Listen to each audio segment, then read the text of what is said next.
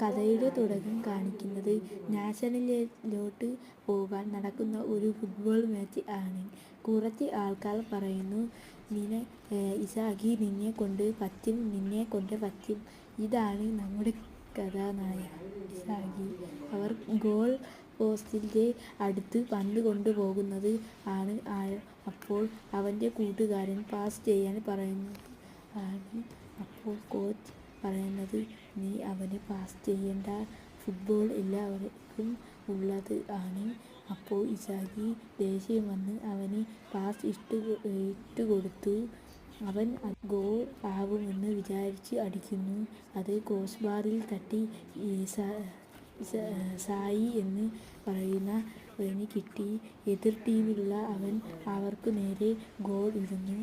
അങ്ങനെ അവർ നാഷണലിലേക്ക് സെലക്ട് ആയി. അങ്ങനെ ഇസായിയുടെ ടീം തോൽക്കുന്നു. അവൻ എന്നിട്ട് വീട്ടിൽ പോകുമ്പോൾ കരഞ്ഞ് പോകുന്നു. എൻ്റെ കരിയർ അത് ഇവിടെ തീർന്നു. എങ്ങനെ